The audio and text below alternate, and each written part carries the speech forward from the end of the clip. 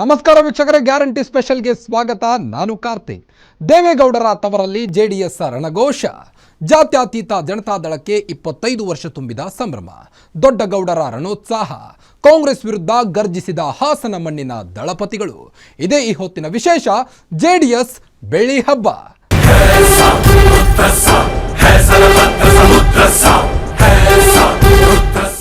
ಮಾಜಿ ಪ್ರಧಾನಿ ಜೆಡಿಎಸ್ ವರಿಷ್ಠ ಎಚ್.ಡಿ. ದೇವೇಗೌಡರು ಸ್ಥಾಪಿಸಿದ ಜಾತ್ಯತೀತ ಜನತಾದಳ ಪಕ್ಷಕ್ಕೆ 25 ವರ್ಷದ ಸಂಭ್ರಮ ಸಡಗರ. ಹೌದು, ಜೆಡಿಎಸ್ ಪಕ್ಷಕ್ಕೆ 25 ವರ್ಷ ತುಂಬಿದ ಸಂದರ್ಭದಲ್ಲಿ ಪಕ್ಷಕ್ಕೆ ನವ ಚೈತನ್ಯ ತುಂಬಲು, ಪಕ್ಷದ ಶಕ್ತಿ ಸಾಮರ್ಥ್ಯವನ್ನ ಇಡೀ ದೇಶಕ್ಕೆ ತೋರಿಸಲು ತವರು ಜಿಲ್ಲೆ ಹಾಸನದಲ್ಲಿ ಬೃಹತ್ ಸಮಾವೇಶ ನಡೆಸಿ ಕಾಂಗ್ರೆಸ್ ವಿರುದ್ಧ ರಣಕಹಳೆಯನ್ನ ಮೊಳಗಿಸಿದೆ ಜೆಡಿಎಸ್. ಮಾಜಿ ಪ್ರಧಾನಿ ಎಚ್.ಡಿ. ದೇವೇಗೌಡರ ನೇತೃತ್ವದಲ್ಲಿ ನಡೆದ ಈ ಒಂದು ಸಮಾವೇಶದಲ್ಲಿ 2 ಲಕ್ಷಕ್ಕೂ ಹೆಚ್ಚು ಮಂದಿ ಕಾರ್ಯಕರ್ತರು, ಅಭಿಮಾನಿಗಳು ಪ್ರವಾಹದ ಆಗಮಿಸಿ ಜೆಡಿಎಸ್ ಶಕ್ತಿ ಏನೆಂದು ಇಡೀ ಕರ್ನಾಟಕಕ್ಕೆ ತೋರಿಸಿಕೊಟ್ಟಿದ್ದಾರೆ. ಜೆಡಿಎಸ್ ಭದ್ರಕೋಟೆಯಲ್ಲಿ ದಳಪತಿಗಳ ಅಬ್ಬರ ಹೇಗಿತ್ತು ಅನ್ನೋದರ ಝಲಕ್ ಇಲ್ಲಿದೆ ನೋಡಿ. ಬೆಳ್ಳಿ ಹಬ್ಬದ ಸಂಭ್ರಮದಲ್ಲಿ ಜಾತ್ಯತೀತ ಜನತಾದಳ. ತವರು ಜಿಲ್ಲೆ ಹಾಸನದಲ್ಲಿ ಜೆಡಿಎಸ್ ಬೃಹತ್ ಸಮಾವೇಶ. ಎಚ್.ಡಿ. ದೇವೇಗೌಡರ ನೇತೃತ್ವದಲ್ಲಿ ಜೆಡಿಎಸ್ ಶಕ್ತಿ ಪ್ರದರ್ಶನ.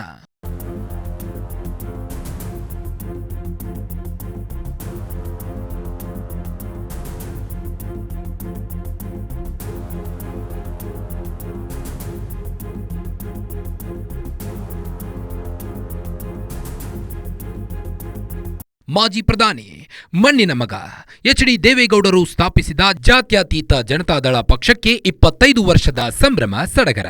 ಹೌದು, ಜೆಡಿಎಸ್ ಪಕ್ಷಕ್ಕೆ 25 ವರ್ಷ ತುಂಬಿದ ಸಂದರ್ಭದಲ್ಲಿ ಪಕ್ಷಕ್ಕೆ ನವಚೈತನ್ಯ ತುಂಬಲು, ಪಕ್ಷದ ಸಾಮರ್ಥ್ಯವನ್ನ ತೋರಿಸಲು ತವರು ಜಿಲ್ಲೆ ಹಾಸನದ ಹೊರವಲಯದಲ್ಲಿ ಬೃಹತ್ ಸಮಾವೇಶ ನಡೆಸಿ ಮುಂಬರುವ ಸ್ಥಳೀಯ ಸಂಸ್ಥೆಗಳ ಚುನಾವಣೆಗೆ ರಣಕಹಳೆಯನ್ನ ಜೆಡಿಎಸ್ ಮೊಳಗಿಸಿದೆ.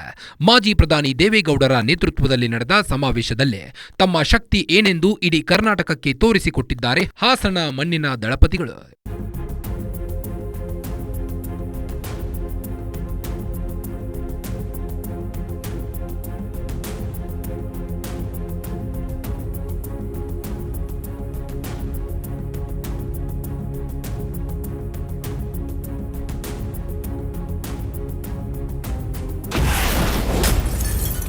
ಜೆಡಿಎಸ್ ಪಕ್ಷ ಸ್ಥಾಪನೆಯಾಗಿ ಬರೋಬ್ಬರಿ 25 ವರ್ಷ.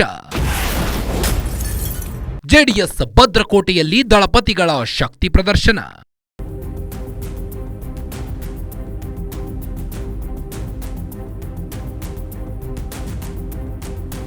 ಜೆಡಿಎಸ್ ಪಕ್ಷ ಸ್ಥಾಪನೆಯಾಗಿ ಬರೋಬ್ಬರಿ 25 ವರ್ಷ ತುಂಬಿದ ಹಿನ್ನೆಲೆ ಜೆಡಿಎಸ್ ಭದ್ರಕೋಟೆ ಹಾಸನದಲ್ಲಿ ದಳಪತಿಗಳ ಭರ್ಜರಿ ಶಕ್ತಿ ಪ್ರದರ್ಶನವಾಗಿದೆ. ತನ್ನ ಭದ್ರಕೋಟೆಯನ್ನು ಭದ್ರಗೊಳಿಸಲು ಜೆಡಿಎಸ್ ತವರು ನೆಲ ಹಾಸನದಲ್ಲೇ ಬೃಹತ್ ಸಮಾವೇಶ ನಡೆಸುವ ಮೂಲಕ ಪಕ್ಷಕ್ಕೆ ನವಚೈತನ್ಯ ತುಂಬುವ ಕೆಲಸವನ್ನ ಮಾಡಿದ್ದಾರೆ. ಜೆಡಿಎಸ್ ವರಿಷ್ಠ ದೇವೇಗೌಡರು, ಮಾಜಿ ಪ್ರಧಾನಿ ಜೆಡಿಎಸ್ ರಾಷ್ಟ್ರಾಧ್ಯಕ್ಷ ದೇವೇಗೌಡರ ಅಧ್ಯಕ್ಷತೆಯಲ್ಲಿ ಸಮಾವೇಶ ನಡೆದಿದ್ದು, ಕೇಂದ್ರ ಸಚಿವ ಮಾಜಿ ಮುಖ್ಯಮಂತ್ರಿ ಎಚ್.ಡಿ. ಕುಮಾರಸ್ವಾಮಿ, ಮಾಜಿ ಸಚಿವ ಎಚ್.ಡಿ. ರೇವಣ್ಣ, ಪಕ್ಷದ ಯುವ ಘಟಕದ ಅಧ್ಯಕ್ಷ ನಿಖಿಲ್ ಕುಮಾರಸ್ವಾಮಿ, ಎಂಎಲ್ಸಿ ಶರವಣ, ಜೆಡಿಎಸ್ ಶಾಸಕಾಂಗ ಪಕ್ಷದ ನಾಯಕ ಸಿಬಿ ಸುರೇಶ್ ಬಾಬು, ಶಾಸಕರಾದ ಎ ಮಂಜು, ಭೋಜೇಗೌಡ, ಹರೀಶ್ ಗೌಡ ಸೇರಿದಂತೆ ಜೆಡಿಎಸ್ನ ಎಲ್ಲಾ ಶಾಸಕರು, ಪ್ರಮುಖ ಮುಖಂಡರು ಭಾಗಿಯಾಗಿ ಸಮಾವೇಶಕ್ಕೆ ಮೆರುಗು ತಂದರು.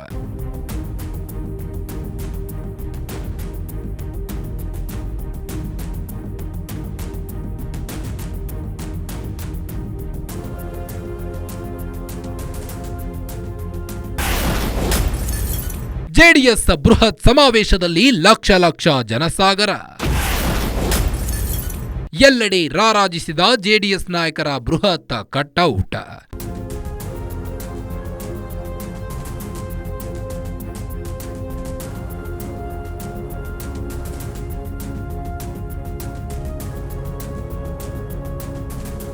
ಹಾಸನದ ಹೊರವಲಯ ಬೂವನಹಳ್ಳಿಯಲ್ಲಿ ನಡೆದ ಜೆಡಿಎಸ್ ಬೃಹತ್ ಸಮಾವೇಶಕ್ಕೆ ರಾಜ್ಯದ ಎಲ್ಲೆಡೆಯಿಂದ ಕಾರ್ಯಕರ್ತರು, ಅಭಿಮಾನಿಗಳು ಪ್ರವಾಹದಂತೆ ಹರಿದು ಬರುತ್ತಿದ್ದಾರೆ.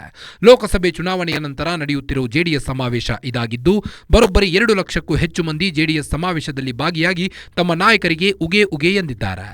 ನಗರದ ತುಂಬೆಲ್ಲ ಗ್ರಾಮಗಳಲ್ಲೂ ಕಟ್ಔಟ್, ಬ್ಯಾನರ್ ರಾರಾಜಿಸುತ್ತಿವೆ. ತಮ್ಮ ನೆಚ್ಚಿನ ನಾಯಕರ ಕಟ್ಔಟ್, ಬ್ಯಾನರ್, ಫ್ಲೆಕ್ಸ್, ಬಾವುಟಗಳನ್ನು ರಸ್ತೆಯುದ್ದಕ್ಕೂ ಹಾಕಿಸಿ ಅಭಿಮಾನದ ಪರಾಕಾಷ್ಠೆ ಮೆರೆದಿದ್ದಾರೆ ಜೆಡಿಎಸ್ ಕಾರ್ಯಕರ್ತರು.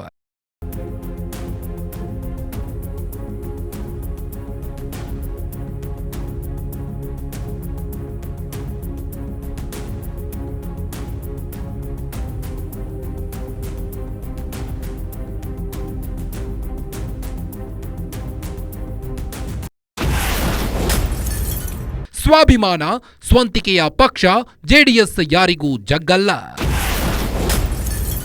93ರ ಹರೆಯದಲ್ಲೂ ಎದುರಾಳಿಗಳ ವಿರುದ್ಧ ಗೌಡರ ಗರ್ಜನೆ.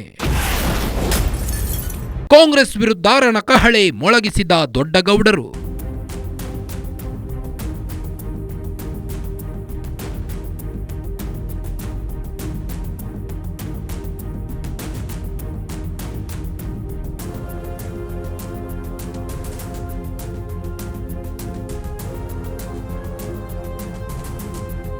ಸಮಾವೇಶದ ಕೇಂದ್ರಬಿಂದು ಜೆಡಿಎಸ್ ವರಿಷ್ಠ ಮಾಜಿ ಪ್ರಧಾನಿ ಎಚ್.ಡಿ. ದೇವೇಗೌಡರು ಬೆಂಗಳೂರಿನಿಂದ ವಿಶೇಷ ಹೆಲಿಕಾಪ್ಟರ್ನಲ್ಲಿ ತಮ್ಮ ಹುಟ್ಟೂರು ಹರದನಹಳ್ಳಿಗೆ ಬಂದು ಮೊದಲು ಕುಲದೈವ ದೇವೇಶ್ವರನಿಗೆ ವಿಶೇಷ ಪೂಜೆ ಸಲ್ಲಿಸಿ ಬಳಿಕ ಅಭಿಮಾನಿಗಳು ಪಕ್ಷದ ಕಾರ್ಯಕರ್ತರನ್ನ ಉದ್ದೇಶಿಸಿ ಮಾತನಾಡಿದರು.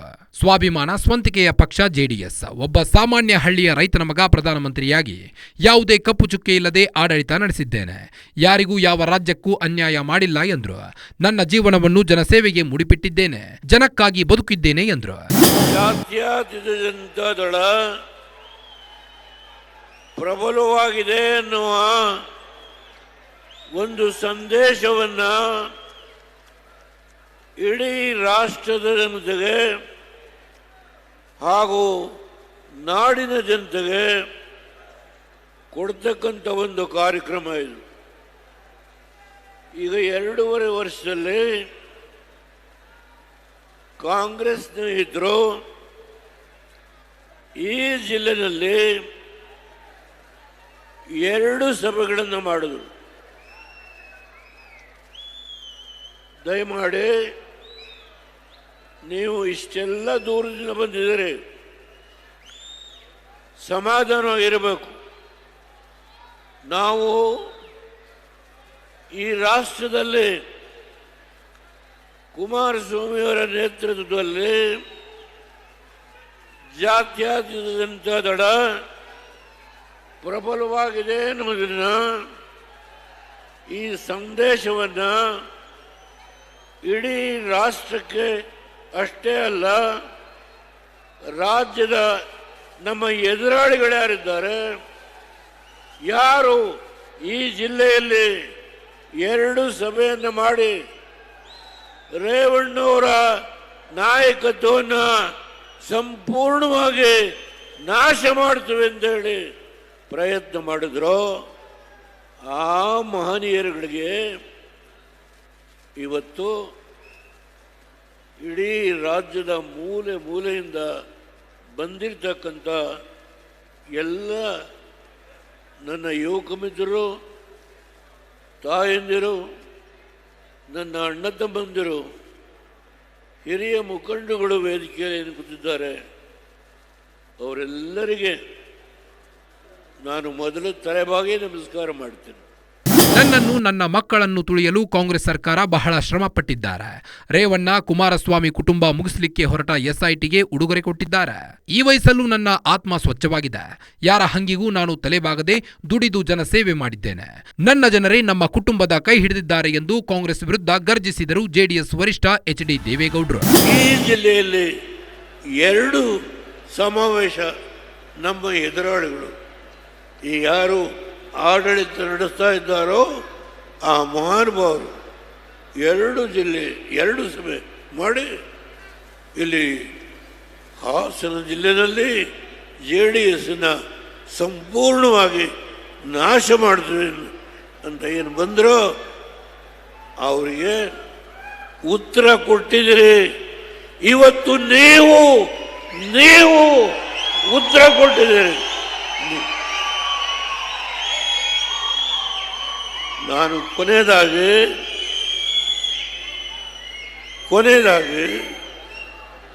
ನನ್ನ ಆಸೆ, ಮೋದಿಯವ್ರನ್ನ ಕರೆಸಿ 18 MP ಭಾರತೀಯ ಜನತಾ ಪಾರ್ಟಿ JDS 18 MP ಈ ವೇದಿಕೆ ಮೇಲೆ ಕೂರಿಸಿ ಯಾವ IIT ನನ್ನ ಕುಮಾರಣ್ಣವ್ರ ಕಾಲದಲ್ಲಿ ಅವರ ಆಸೆಯಿಂದ ಮಾಡಿದ್ರು 2006 ಅಥವಾ 2007 ಅದನ್ನು ಕಾರ್ಯಗತ ಮಾಡುವ ಒಂದು ಸಂಕಲ್ಪ ಮಾಡಿದ್ದಾನೆ. ಅದೇ ಸಂದರ್ಭದಲ್ಲಿ ಈ ಏರ್ಪೋರ್ಟನ್ನು ಕೂಡ ಇನಾಗ್ರೇಟ್ ಮಾಡಿಸ್ತಕ್ಕಂಥ ಕೆಲಸ ಮಾಡ್ತಾನೆ. ಜೊತೆಗೆ ಕುಮಾರಣ್ಣವರು ಹಲವಾರು ಯೋಜನೆಗಳನ್ನು ಇಟ್ಕೊಂಡಿದ್ದಾರೆ. ಇಂಡಸ್ಟ್ರಿಯಲ್ ಕ್ಲಸ್ಟರ್ಸ್ ಅಂತ ಹೇಳಿ, ಭದ್ರಾವತಿ ಐರನ್ ಸ್ಟೀಲ್ ವರ್ಕ್ಸ್, ಹೀಗೆ ನಾನಾ ಯೋಜನೆಗಳನ್ನು ಇಟ್ಕೊಂಡಿದ್ದಾರೆ. HMT ಫ್ಯಾಕ್ಟ್ರಿ ಅವ್ರಿಗೆ ಮಾತನಾಡ್ತಾರೆ. ಈ ರಾಜ್ಯದಲ್ಲಿ ಅವರು ಕೆಲಸ ಮಾಡಲಿಕ್ಕೆ ಸಹಕಾರ ಕೊಡುವ ಔದಾರ್ಯವನ್ನು ಈ ಸರ್ಕಾರ ಈಗಲಾದರೂ ತೋರಿಸಲಿ ಅಂತ ಹೇಳಿ ನಾನು ವಿನಂತಿ ಮಾಡಿ ನಿಮ್ಮೆಲ್ಲರಿಗೆ ಮತ್ತೊಮ್ಮೆ ನಾನು ಅನಂತಾನಂತ ನಮಸ್ಕಾರ ಮಾಧ್ಯಮ ಸ್ನೇಹಿತರಿಗೆ ಇಷ್ಟನ್ನ ಹೇಳಿ ಕೊನೆಗೆ ಸಮಸ್ತ ಜನತೆಗೆ ಜೈ ಜೈ ಭಾರತ್, ಜೈ ಭಾರತ್. ಕೇವಲ ರಾಜಕಾರಣಕ್ಕಾಗಿ ಜನತಾದಳ ಹುಟ್ಟಿದ್ದಲ್ಲ, ಹೊಸ ರಾಜಕೀಯ ಶಕ್ತಿಯಾಗಿ ಚೈತನ್ಯ ಪಡೆದು ಪ್ರಾದೇಶಿಕ ಶಕ್ತಿಯಾಗಿ HD ದೇವೇಗೌಡರ ಸಾರಥ್ಯದಲ್ಲಿ ತಲೆ ಎತ್ತಿ ನಿಂತ ಸ್ವಾಭಿಮಾನದ ಪಕ್ಷವೇ ಜಾತ್ಯತೀತ ಜನತಾದಳ.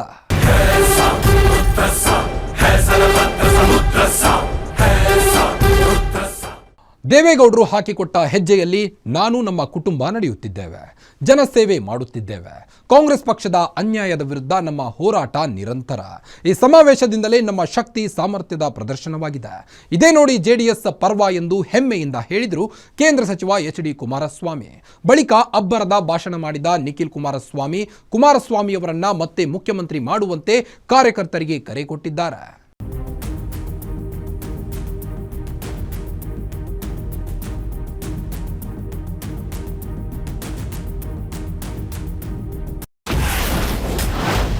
ಇದೇ ನೋಡಿ JDS ಪವರ್ ಎಂದ HDK. ಕಾಂಗ್ರೆಸ್ ವಿರುದ್ಧ HD ಕುಮಾರಸ್ವಾಮಿ ಗುಡುಗು. ಇನ್ನು JDS ಸಮಾವೇಶದಲ್ಲಿ ಜನರ ಅಭಿಮಾನಕ್ಕೆ ಕೃತಜ್ಞತೆ ಅರ್ಪಿಸಿದರು ಕೇಂದ್ರ ಸಚಿವ HD ಕುಮಾರಸ್ವಾಮಿ. ಕೇವಲ ರಾಜಕಾರಣಕ್ಕಾಗಿ ಜನತಾದಳ ಹುಟ್ಟಿದ್ದಲ್ಲ, ಹೊಸ ರಾಜಕೀಯ ಶಕ್ತಿಯಾಗಿ ಚೈತನ್ಯ ಪಡೆದು ಪ್ರಾದೇಶಿಕ ಶಕ್ತಿಯಾಗಿ HD ದೇವೇಗೌಡರ ಸಾರಥ್ಯದಲ್ಲಿ ತಲೆ ಎತ್ತಿ ನಿಂತ ಸ್ವಾಭಿಮಾನದ ಪಕ್ಷವೇ ಜಾತ್ಯತೀತ ಜನತಾದಳ. ದೇವೇಗೌಡರು ಹಾಕಿಕೊಟ್ಟ ಹೆಜ್ಜೆಯಲ್ಲೇ ನಾನು ನಮ್ಮ ಕುಟುಂಬ ನಡೆಯುತ್ತಿದೆ, ಜನಸೇವೆ ಮಾಡುತ್ತಿದೆ. ಕಾಂಗ್ರೆಸ್ ಪಕ್ಷದ ಅನ್ಯಾಯದ ವಿರುದ್ಧ ಹೋರಾಟ ನಿರಂತರ. ಈ ಸಮಾವೇಶದಿಂದಲೇ ನಮ್ಮ ಶಕ್ತಿ ಸಾಮರ್ಥ್ಯದ ಪ್ರದರ್ಶನವಾಗಿದೆ ಎಂದು ಹೆಮ್ಮೆಯಿಂದ ಹೇಳಿದರು. ಹಬ್ಬದ ಕಾರ್ಯಕ್ರಮವನ್ನ ನಾಡಿನ ಜನತೆಗೆ ಜಾತ್ಯತೀತ ಜನತಾದಳದ ಶಕ್ತಿ ಎಲ್ಲಿದೆ ಅಂತಕ್ಕಂಥ ಮಾತನ್ನ ಹೇಳ್ತಕ್ಕಂಥವರಿಗೆ ಇಲ್ಲಿ ಇದೆ ನೋಡಿ ಅಂತಕ್ಕಂಥ ಒಂದು ಸಂದೇಶವನ್ನ ಇವತ್ತು ನೀವೇನು ನೀಡಿದ್ದೀರಿ. ನಿಮ್ಮ ಹೃದಯದಲ್ಲಿ ಮುಂದಿನ ದಿನಗಳಲ್ಲಿ ಈ ಜಿಲ್ಲೆಯಿಂದ ಏನು ಈ ಒಂದು ರಾಜ್ಯದ ಅತ್ಯಂತ ಒಂದು ಆಡಳಿತದಲ್ಲಿ ಹೆಸರಿದ್ದಂಥ ಈ ಒಂದು ರಾಜ್ಯ ಬ್ರೋಕರ್ಗಳು, ಲೂಟಿಕೋರರ ಸರ್ಕಾರವಾಗಿ ಇವತ್ತೇನು ನೋಡ್ತಾ ಇದ್ದೀರಿ, ನನ್ನ ರೈತ ಬಂಧುಗಳ ಬದುಕಿನ ಜೊತೆ ಚೆಲ್ಲಾಟವನ್ನು ಆಡ್ತಾ ಇದ್ದಾರೆ. ಇವತ್ತು ಕೇವಲ ಒಂದು ಮುಖ್ಯಮಂತ್ರಿಯ ಕುರ್ಚಿಗೆ ಕಳೆದ 2.5 ವರ್ಷಗಳಿಂದ ನಡೀತಿರ್ತಕ್ಕಂಥ ಈ ನಾಟಕವನ್ನು ಸಹ ನೋಡ್ತಾ ಇದ್ದೀರಿ. ಅವರಿಗೆ ರಾಜ್ಯದ ಜನತೆಯ ನೋವಿಗೆ ಸ್ಪಂದಿಸ್ತಕ್ಕಂಥ ಸಮಯ ಇಲ್ಲ. ಇವತ್ತಿನ ಈ ಕಾರ್ಯಕ್ರಮದಲ್ಲಿ ನಮ್ಮ ರಾಷ್ಟ್ರೀಯ ಅಧ್ಯಕ್ಷರು ಈ ಸರ್ಕಾರ ಯಾವ ರೀತಿ ನಡೀತಾ ಇದೆ ಇದನ್ನ ಸರಿಪಡಿಸ್ತಕ್ಕಂಥದ್ದು ನಮ್ಮೆಲ್ಲರ ಜವಾಬ್ದಾರಿ ಇದೆ. ಈ ರಾಜ್ಯ ಸಂಪತ್ತು ಭರಿತವಾದಂಥ ರಾಜ್ಯ.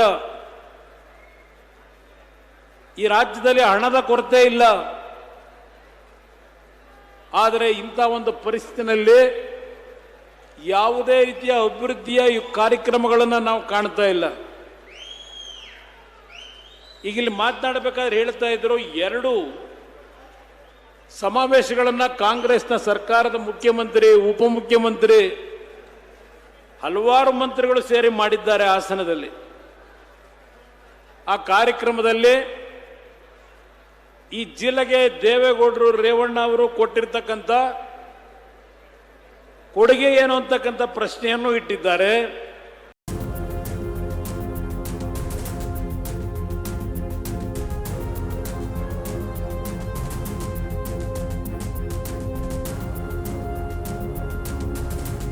ಇನ್ನು ಸಮಾವೇಶದಲ್ಲಿ ಮಾತನಾಡಿದ ಮಾಜಿ ಸಚಿವ ಎಚ್.ಡಿ. ರೇವಣ್ಣ ಹಾಸನ ಜಿಲ್ಲೆಯ ಶ್ರೇಯೋಭಿವೃದ್ಧಿಗೆ ತಮ್ಮ ಪಕ್ಷ ಹೇಗೆ ದುಡಿದಿದೆ ಎಂದು ಸ್ಮರಿಸಿದರು.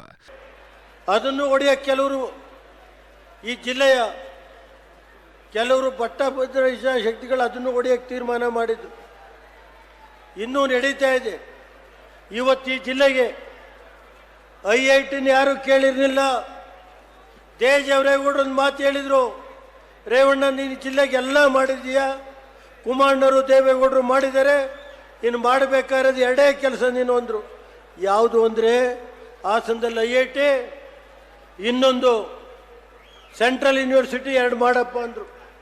ದೇವೇಗೌಡರು ಇಟ್ಕೊಂಡು ನಾನು ಅರ್ಜುನ್ ಸಿಂಗ್ ಇರ್ಬೋದು, ಅರ್ಜುನ್ ಸಿಂಗ್ ಅವ್ರ ಹತ್ರ ಹೋಗಿ ಅವ್ರ HRD ಮಿನಿಸ್ಟ್ರಿ ಅವತ್ತಿನ ದಿವಸ ಈ ಜಿಲ್ಲೆಗೆ ಯಾರು ರಾಜ್ಯದಲ್ಲಿ IIT ಕೇಳಿರಲಿಲ್ಲ. ಬೇಕಾದ್ರೆ ಹೇಳಿ ಇವತ್ತು ಯಾರು IIT ಕೇಳಿದ್ದಾರೆ ಅಂದರೆ ನಾನು ರಾಜಕೀಯ ಸ್ಥಾನದಿಂದ ನಿವೃತ್ತಿ ಆಗ್ತೀನಿ.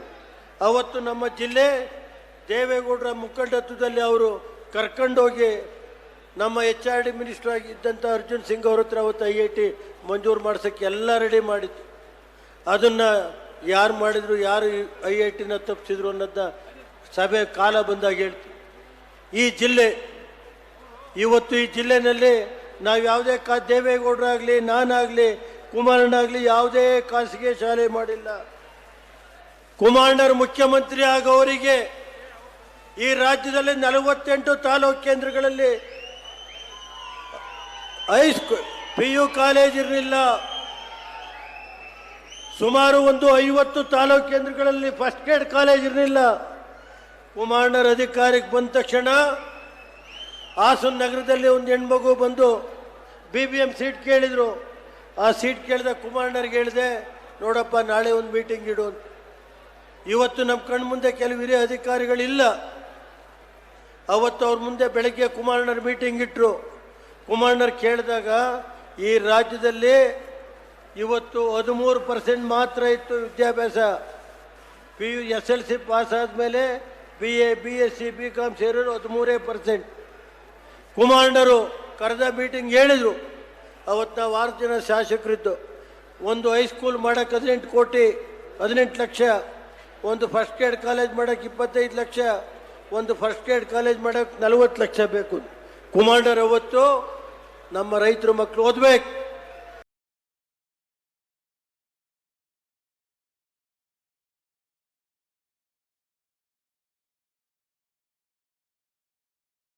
ಇನ್ನು ಈ ವೇಳೆ ಮಾತನಾಡಿದ ಜೆಡಿಎಸ್ ಯುವ ಘಟಕದ ಅಧ್ಯಕ್ಷ ನಿಖಿಲ್ ಕುಮಾರಸ್ವಾಮಿ ರಾಜ್ಯಕ್ಕೆ ನಿಸ್ವಾರ್ಥವಾಗಿ ಅನೇಕ ಕೊಡುಗೆ ನೀಡಿರೋ ಜೆಡಿಎಸ್ ಪಕ್ಷವನ್ನ ಉಳಿಸೋಣ, ಬೆಳೆಸೋಣ ಎಂದು ಕಾರ್ಯಕರ್ತರಿಗೆ ಕರೆ ನೀಡಿದರು.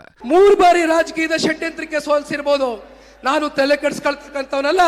ನಾನು ದೇವೇಗೌಡರು ಸಾಹೇಬರ ಕುಟುಂಬದಲ್ಲಿ ಹುಟ್ಟಿರ್ತಕ್ಕಂಥವನು. ನಾನು ಧೃತಿ ಕೆಡ್ತಕ್ಕಂಥ ಪ್ರಶ್ನೆ ಇಲ್ಲ. ಅಧಿಕಾರಕ್ಕೋಸ್ಕರ ನಾನು ಇವತ್ತು ಈ ಸಮಾಜದಲ್ಲಿ ನಮ್ಮ ಹಳ್ಳಿಗಳಲ್ಲಿ ಬಂದು ಪ್ರೀತಿಯಿಂದ ಕರೀತಕ್ಕಂಥ ಜನಗಳು, ನಮ್ಮನ್ನ ನಂಬ್ಕೊಂಡಿರ್ತಕ್ಕಂಥ ಕಾರ್ಯಕರ್ತರಿದ್ದಾರೆ, ಅವ್ರು ಕೈ ಬಿಡ್ತಕ್ಕಂಥ ಪ್ರಶ್ನೆ ಇಲ್ಲ. ನಿಖಿಲ್ ಕುಮಾರಸ್ವಾಮಿ ನಾಳೆ ಏನಾಗ್ತಾನೋ ಬಿಡ್ತಾನೋ ನನಗೆ ಗೊತ್ತಿಲ್ಲ. ಅದು ನನ್ನ ಹಣೆ ಬರ, ಜನ ತೀರ್ಮಾನ ಮಾಡ್ತಾರೆ, ಆ ಭಗವಂತ ಹಾಸನಾಂಬೆ ತಾಯಿ ತೀರ್ಮಾನ ಮಾಡ್ತಾರೆ. ಆದರೆ ಒಂದು ನನಗೆ ಇರ್ತಕ್ಕಂಥ ಒಂದೇ ಚಿಂತೆ, ನನಗಿರ್ತಕ್ಕಂಥದ್ದು ಒಂದೇ ಇವತ್ತು ನನ್ನ ಮುಂದೆ ಗುರಿ, ಸನ್ಮಾನ್ಯ ಕುಮಾರಣ್ಣವ್ರನ್ನ ಮತ್ತೊಮ್ಮೆ ಈ ರಾಜ್ಯದಲ್ಲಿ ಮುಖ್ಯಮಂತ್ರಿಗಳಾಗಿ ನೋಡಬೇಕು ಅನ್ನೋದು ಇದು ನಿಖಿಲ್ ಕುಮಾರಸ್ವಾಮಿಯ ಭಾವನೆ ಅಷ್ಟೇ ಅಲ್ಲ. ಜನರೊಂದಿಗೆ ಜನತಾದಳ 52 ಕ್ಷೇತ್ರದಲ್ಲಿ ನಾನೇನು ಹಲವಾರು ದಿನಗಳು ರಾಜ್ಯಾದ್ಯಂತ ಪ್ರವಾಸವನ್ನ ಮಾಡಿದ್ದೆ. ಮೊದಲನೇ ಹಂತ ಮುಗಿಸಿದ್ದೇನೆ, 2ನೇ ಹಂತಕ್ಕೆ ಕಾಲಿಡ್ತಾ ಇದ್ದೇನೆ.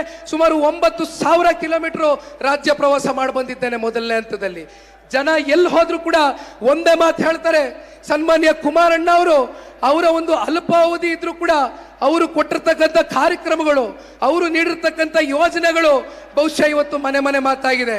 ಕುಮಾರಣ್ಣ ಅವರು ಬಂದ್ರೆ ಮತ್ತೆ ಈ ರಾಕ್ಷಸರ ಕೈಯಿಂದ ಈ ರಾಜ್ಯವನ್ನ ತಪ್ಪಿಸಿ ರಾಮ ರಾಜ್ಯವಾಗಿ ಕಟ್ಟತಕ್ಕಂಥದಕ್ಕೆ ಸನ್ಮಾನ್ಯ ಕುಮಾರಣ್ಣ ಅವರು ಈ ರಾಜ್ಯದಲ್ಲಿ ಮತ್ತೊಮ್ಮೆ ಮುಖ್ಯಮಂತ್ರಿಗಳು ಆಗೇ ಆಗ್ತಾರೆ ಅಂತಕ್ಕಂಥದ್ದು ಈ ಸಂದರ್ಭದಲ್ಲಿ ನಾವೆಲ್ಲರೂ ಕೂಡ ಕಾರ್ಯಕರ್ತ ಬಂಧುಗಳು ದಯಮಾಡಿ ಇನ್ನೊಂದು 2.5 ವರ್ಷ ಇದೆ. ಹಲವು ದಿನಗಳಿದೆ.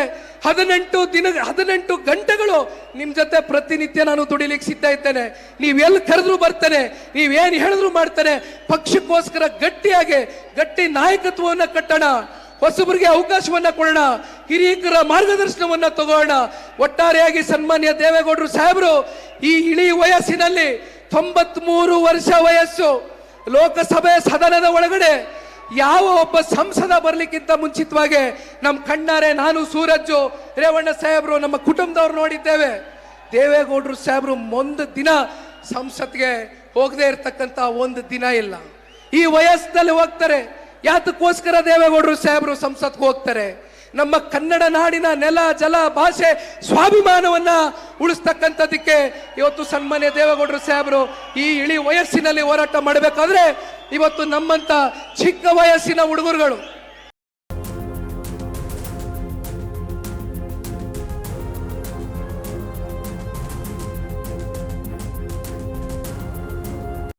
ಇನ್ನು ಹಾಸನ ಜಿಲ್ಲೆಯ ಅಭಿವೃದ್ಧಿಗೆ ಶ್ರಮಿಸಿರೋ ಪಕ್ಷದ ಬಗ್ಗೆ ಎಂಎಲ್ಸಿ ಸೂರಜ್ ರೇವಣ್ಣ ಮಾತನಾಡಿದ್ದು ಹೀಗೆ.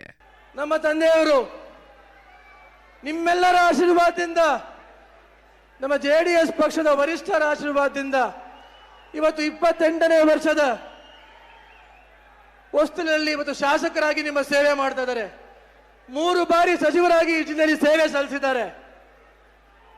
ಆದರೆ ಈ ಸುದೀರ್ಘಾವಧಿ ಅವರ ರಾಜಕೀಯ ಜೀವನದಲ್ಲಿ ಅವರಾಗ್ಬೋದು, ನಮ್ಮ ತಾತ ಅವರಾಗ್ಬೋದು, ಸುಮಾರು 65 ವರ್ಷಗಳ ಸುದೀರ್ಘ ರಾಜಕಾರಣ ಜೀವನದಲ್ಲಿ ಯಾವುದೇ ಒಂದು ರಾಜಕಾರಣದ ಕುಟುಂಬಕ್ಕೆ, ರಾಜಕೀಯ ಕುಟುಂಬಕ್ಕೆ ಈ ಜಿಲ್ಲೆಯಲ್ಲಿ ನಾವು ತೊಂದರೆ ಕೊಡಲಿಲ್ಲ.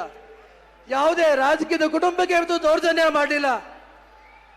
ಅವರ ತಂದೆಯ ಮಾರ್ಗದರ್ಶನದಲ್ಲಿ ಹೆಜ್ಜೆ ನೀಡುತ್ತಾ ಅಭಿವೃದ್ಧಿ ಒಂದೇ ಎಂಬ ಮಂತ್ರವನ್ನು ಜಪಿಸುತ್ತಾ ಈ ಜಿಲ್ಲೆಯಲ್ಲಿ ಸಾಕಷ್ಟು ಅಭಿವೃದ್ಧಿ ಕೆಲಸ ಕಾರ್ಯಗಳಿಗೆ ಇವತ್ತು ಶ್ರಮಿಸಿದ್ದಾರೆ. ಇವತ್ತು ಈ ದೊಡ್ಡ ಮಟ್ಟದಲ್ಲಿ ಜಿಲ್ಲಾ ಆಸ್ಪತ್ರೆ ಆಗ್ಬೋದು, ಆಧುನಿಕ ಬಸ್ ಸ್ಟ್ಯಾಂಡ್ ಆಗ್ಬೋದು, ಇಂಜಿನಿಯರಿಂಗ್ ಕಾಲೇಜ್ ಆಗ್ಬೋದು, ನಮ್ಮ ಜಿಲ್ಲೆ ರಸ್ತೆಗಳು ನೋಡಿ ದಾಖಲೆ ಸಂಖ್ಯೆಗಳು ಇವತ್ತು KEB ಸಬ್ಸ್ಟೇಷನ್ಗಳಾಗ್ಬೋದು, ದಾಖಲೆ ಸಂಖ್ಯೆಗಳು ಇವತ್ತು ಹೈಸ್ಕೂಲ್ಗಳಾಗ್ಬೋದು, ಪಾಲಿಟೆಕ್ನಿಕ್ ಕಾಲೇಜ್ಗಳಾಗ್ಬೋದು. ನಮ್ಮ ಜಿಲ್ಲೆಯ ಶೈಕ್ಷಣಿಕ ಕ್ರಾಂತಿ ಅಂತ ಹೇಳಕ್ ಬಯಸ್ತೀನಿ. ಈ ದೇಶದಲ್ಲಿ 150 ಕೋಟಿ ಪಾಪ್ಯುಲೇಷನ್ ಇದೆ. ಒಬ್ಬ ಮಾಜಿ ಪ್ರಧಾನಿಗಳು ಯಾರು ಇದ್ರೆ ಈ ಮಂಡಿರಲ್ಲಿ ಹುಟ್ಟಿದಂತ ದೇವೇಗೌಡರು 150 ಕೋಟಿಗೆ ಒಬ್ಬರೇ ಎಂಬತಕ್ಕಂಥದ್ದನ್ನ ಹೇಳಲಿಕ್ಕೆ ಬಯಸ್ತಾ ಇದ್ದಾನೆ. ಬಂಧುಗಳೇ, ಅರದನಹಳ್ಳಿಲಿ ಹುಟ್ಟಿ ತೆವಡೆಯನ್ನು ತುಣಿದು ಭತ್ತದ ನಾಟಿಯನ್ನ ಮಾಡಿ ಕೆಂಪು ಕೋಟೆ ಮೇಲೆ ಬಾವುಟ ಹಾರಿಸೋದ್ರ ಮೂಲಕ ಹಾಸನ ಜಿಲ್ಲೆಯನ್ನ ಭಾರತದ ಭೂಪಟದಲ್ಲಿ ಗುರುತು ಮಾಡಿದಂತ ಮಹಾನ್ ನಾಯಕ HD ದೇವೇಗೌಡರು ಎಂಬತಕ್ಕಂಥ ಮಾತನ್ನ ಈ ಸಂದರ್ಭದಲ್ಲಿ ಹೇಳಲಿಕ್ಕೆ ಬಯಸ್ತೇನೆ. ಇವತ್ತು ಮಂತ್ರಿಯಾಗಿ, ವಿರೋಧ ಪಕ್ಷದ ನಾಯಕರಾಗಿ, ಮುಖ್ಯಮಂತ್ರಿಯಾಗಿ, ಪ್ರಧಾನಿಯಾಗಿ ಮಾಡಿರ್ತಕ್ಕಂಥ ಜನಪರ ಕಾರ್ಯಕ್ರಮಗಳು ಇವತ್ತು ನಮ್ಮ ಪಕ್ಷಕ್ಕೆ ಆಸರೆಯಾಗಿದ್ದಾವೆ. 94ನೇ ವಯಸ್ಸಿನಲ್ಲೂ ಕೂಡ ಇವತ್ತು ರಾಜ್ಯಸಭೆಯಲ್ಲಿ ಬಡವರ ಪರವಾಗಿ, ದೀನ ದಲಿತರ ಪರವಾಗಿ, ರೈತ ಜನರ ಪರವಾಗಿ ಶಕ್ತಿ ತುಂಬತಕ್ಕಂಥ ಮಹಾನಾಯಕರಾಗಿ ಇವತ್ತು ದೇವೇಗೌಡರು ಗುಡುಕ್ತಾ ಇದ್ದಾರೆ. ಅಂದ್ರೆ ಅಂತ ಮಹಾನಾಯಕನ ಪಡೆದಿರ್ತಕ್ಕಂಥವ್ರು ನಾವೆಲ್ಲರೂ ಕೂಡ ಪುಣ್ಯವಂತರು ಎಂಬತಕ್ಕಂಥ ಮಾತನ್ನ ಹೇಳಲಿಕ್ಕೆ ಬಯಸ್ತಾ ಇದ್ದೇನೆ.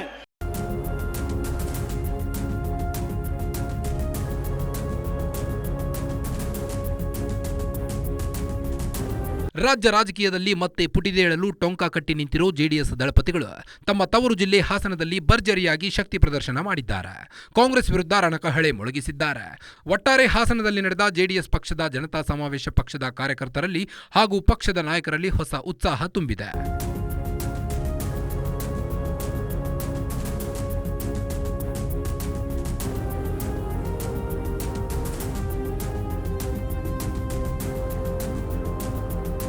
ಒಟ್ಟಾರೆ ಹಾಸನದಲ್ಲಿ ನಡೆದ ಜೆಡಿಎಸ್ ಪಕ್ಷದ ಜನತಾ ಸಮಾವೇಶ ಪಕ್ಷದ ಕಾರ್ಯಕರ್ತರಲ್ಲಿ ಹಾಗೂ ಪಕ್ಷದ ನಾಯಕರಲ್ಲಿ ಹೊಸ ಉತ್ಸಾಹ ತುಂಬಿದೆ.